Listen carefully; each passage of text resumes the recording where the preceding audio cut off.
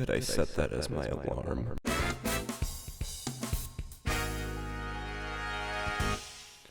You ever just...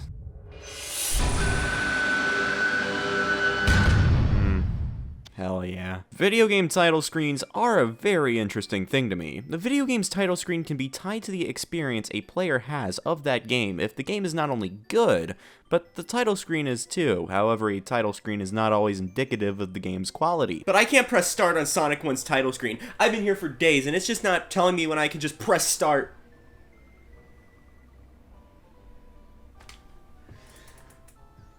Some title screens are absolute masterpieces, truly hooking the player into the game that they're about to get into. It doesn't have to be mind-blowingly amazing or anything, but sometimes I know I'm in for a good time when the title screen is just right. Then you have games like Crazy Bus on the Sega Genesis. You know, this one may be a winner. I've never played a game that blew my eardrums out and burned my retinas simultaneously. Title screens have been a thing since the beginning of time, aka the era of arcades when I think title screens were needed the most. Though with the Atari 2600 releasing in the late 70s, somewhat popularizing home consoles to the masses, a lot of games didn't have much of a title screen, and if they did, they weren't really pretty. The third generation of consoles, though, is where title screens really started to shine at home. God. The Nintendo Entertainment System was the undisputed king of that generation, and that system had some great title screens. While not the most technologically advanced stuff, the technology did allow for some great stuff. Take Metroid. This title screen is dark, atmospheric, and the title theme reflects that. The music doesn't go to this headbanging symphony like Mega Man 2 or whatever. It stays low tempo while the mood of the piece goes from creepy to triumphant.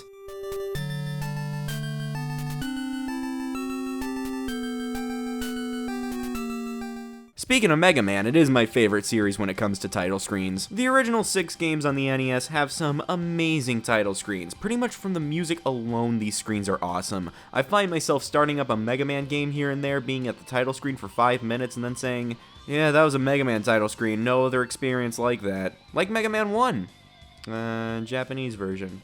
We're getting somewhere. I think Mega Man 2 has one of the most recognizable title screens of all time, with the combination of the music and the image of Mega Man without his helmet just standing on top of a building. What starts out as a rather calm melody with background context to the story of the game, as the story ends, the music picks up as the camera scales this giant building, and then, whew.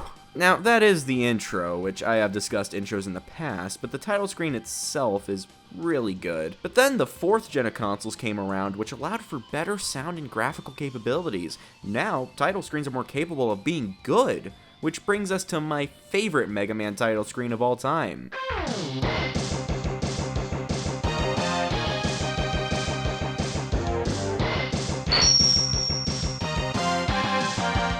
This game could bang my wife, and I honestly wouldn't even care. Yeah, sure, Mega Man X2's title screen is a hearty dose of letters, letters, letters! But the first X game is just, it's so damn cool. It's not the most exciting Mega Man title screen. Okay, so I did grow up with this game, so I may be a little biased here. Silly biased old little old me. Not to say title screens from the 3rd generation aren't good. I mean, some of the most iconic title screens have come from this era. I'm just saying that this era of title screens had the better looking ones, which is kinda obvious when you look at the two side by side. Who looks at the title screens to Zoop on the Super Nintendo and Super Mario Bros. 3 on the NES side by side and chooses Super Mario Bros. 3? Everyone, that's who. Some of the best and most recognizable title screens came from this generation though, mostly from the Super Nintendo. Super Metroid, Earthbound, Big the Game, Sonic 1, 2, 3, and Knuckles, and Chrono Trigger had some of the best title screens this generation saw, and that's not even scratching the surface. While a lot of title screens from this era still retained that classic arcadey feel of trying to attract the players, some went above and beyond to try and make a title screen that truly feels wonderful. One of the most consistent series in terms of just having beautiful title screens is The Legend of Zelda. I've never been the closest with this franchise. I played Wind Waker as a kid, and I've had Breath of the Wild since launch, but I do appreciate the hell out of this series, and we all know one of the best Zelda games ever is A Link to the Past.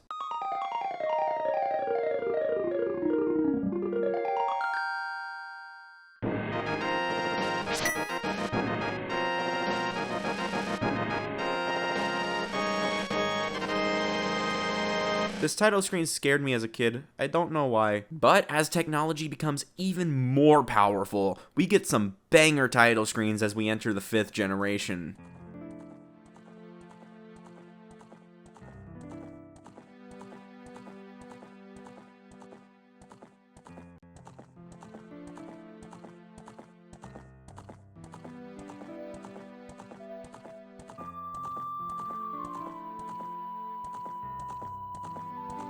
Title screens kinda plateaued here, and I'll be honest, that's somewhat of a good thing. This era was when arcades were going out of style, and many developers shifted their complete focus over to the home market. Games no longer needed to attract you with their title screens. You already bought the game. Over on platforms like the PC and PlayStation, a ton of games have a plain title screen, typically a static image with minimal animation, and all of the flashiness comes from the pre-rendered intro cutscenes that developers put into the game, since the technology in the 5th gen finally allowed for that. Still though, these title screens can manage to be great with how not flashy they are, like Metal Gear Solid. This title screen gives me the chills every damn time. And here we are today. Title screens have come a long way from when they first started, and they not only give players first impressions, but glimpses into what they're going to get into. So, now that we have the main gist of title screens down, I want to share with you some of my favorite ones. Like you even care. Cuphead's title screen is so freaking cool, man. It really feels straight out of an old cartoon. There's even filters that look like it's being played off an old film reel. I've already mentioned Mega Man, but one I haven't mentioned is Mega Man 3. The title screen is pretty much just Mega Man 3 on a black background, but it's the music that really sets everything. Mega Man 2 went for the starts off calm and ends high thing, but 3 just perfects this.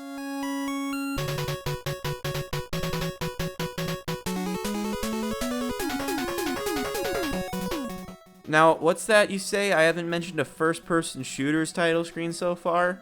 Oh god, really? I'm just not sure if any FPS... Here's Chicken Shoot. The title screens of classic Doom games on PC are nothing to write home about. I'll be honest, as a Doom fan myself, the best title screen the series ever had in a mainline entry was Doom 3. Just the spinning image of Mars with the amazing title theme playing. Not the most spectacular title screen, but the best one a mainline entry has ever had. Most other games, I mean, the title screens can be worse, but they don't particularly make me excited for the game, at least more excited than I already am. Notice how I said mainline entry though. You'll see, while this isn't a spin-off, Doom for the PlayStation had an entirely different title screen to its PC counterpart. This is the title screen to the PC version.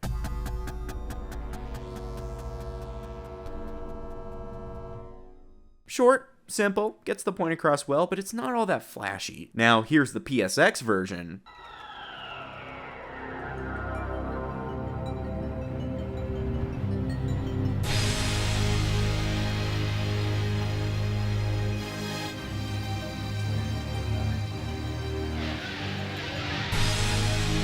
As far as the game goes, it's just Doom on PlayStation, but the title screen to this port, man, what a title screen. One of, if not the best title screen from any FPS game though, is undeniably Halo.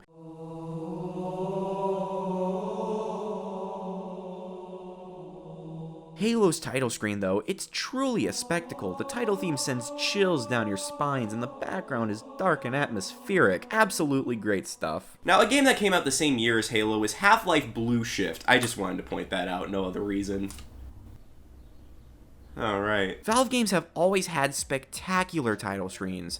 Since 2004 when Half-Life 2 released. Half-Life 2's title screen changes depending on how much you've progressed in the game. Whenever you enter a new chapter, the title screen changes to reflect that, which is honestly really cool. This became a staple for single-player Source games, all culminating with the title screens for Portal 2, which even changes music based on where you are. Half-Life 2 had ambience of the scene you were at, which honestly I do like that better than the music. But hey, anything to suck the dick of my favorite game of all time. Some non-Valve games that do this are Spec Ops: The Line, which shows the condition of the city the game takes place in as you go on. Now, let's go from one of my favorite genres to a genre I'm okay with. RPGs are a genre I'm simply okay with. I don't physically recoil at the sight of one, but it's not a genre I would die for. However, RPGs have the most beautiful title screens in all of gaming. A really good example of this is Xenoblade Chronicles. I have barely any experience with the Xeno series. In fact, to this day I have yet to play a single Xeno game. The most I've done is main Shulk in Smash Bros back when I was like 11, and 7 years later I'm a Pac-Man main. Take that, RPGs! Though the Xenoblade Chronicles title screen really makes me not want to play the game. You son of a bitch! But instead stare in awe at the title screen for hours. You son of a bitch. It's so simple, so minimal, so beautiful. Not only do you have this lush field as the background, you have the main weapon right front and center, while this beautiful piece plays all throughout. A title screen I really like are title screens you can interact with. Sure, I can press start on Sonic 2, but I can't press the M in the title screen. Thankfully, Mario Paint lets me do that with style. The game starts out seemingly plain, but assuming makes an ass out of you and me, because click on any of the letters in the title screen and you can pretty much do whatever. Super Mario 64 opens with Mario post-decapitation, and you can stretch his face. This is such a cool feature. I forgot there's almost a whole game after this. Both Super Mario Maker games let you play Nintendo-created levels on the title screen, and if you go right into the Make mode, you can edit these levels to your liking. Or you can upload them right to the game servers and make next Thanksgiving a whole lot more interesting by lying about it. Yeah, I made this level.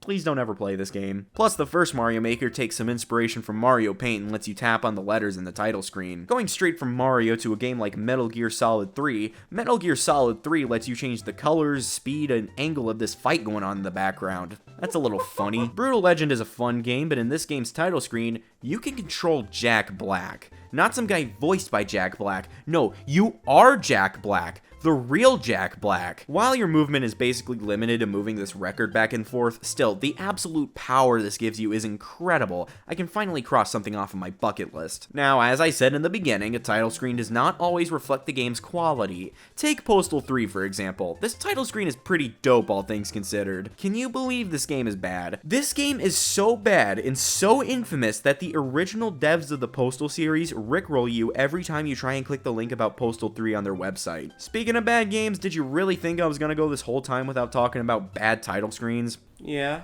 Most of these are from the NES era with screens like Bad Street Brawlers. This title screen looks like I'd see it in the Sunday Funnies. Final Fantasy X, I'm sure, is a fine game. However, this looks like some underpaid intern chopped it up in Photoshop within like 30 minutes. Hey boss, I found this really cool Photoshop filter. It's called Glass Distort. You mind if we use it in our next game, like somewhere? Yeah, just make sure it takes up like a fourth of the screen. If it doesn't take up a fourth of the screen, I don't want it. Got it. You got it. You got it. You have my word. It's like they forgot to put a title screen in until the last minute. And what is it with this playonline.com stuff? I thought this was a watermark from the picture I downloaded, but no, this is a part of the title screen. Grand Theft Auto is a pretty popular series, but when you mention GTA, people assume that you're just talking about anything from 3 onwards. So why not look at the original title screen just to show the original some love?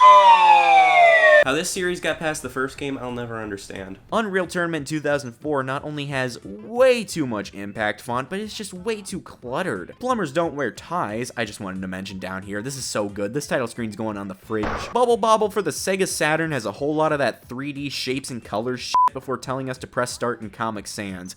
At least the game is just Bubble Bobble and Rainbow Islands for the NES. So what the f*** was all that for? Next up we have Extreme Hunting for arcades. Am I looking at title screens or am I at the Louvre? Throwing darts at a board, we get Suburban Commando, and come on guys, I'm running out of room here. Finally, Power Punch 2 on the NES. Look at this guy giving quite possibly the weakest punch I've ever seen. The game itself is kind of like Punch-Out though. It's like the developers tried making a Punch-Out game, then plans fell through with Nintendo, then decided, yeah, Power Punch seems like a great title. There is no game called Power Punch 1, but the good title screens and the bad title screens are always something cool. If it's great, it's something to behold, and if it's bad, it's something to laugh at. Title screens have always been an important part of video games. I love title screens. I actually changed of opinions. I hate title screens. They suck and they waste my time. At least Madagascar doesn't have one. Let it be known that I just hate everything at this point.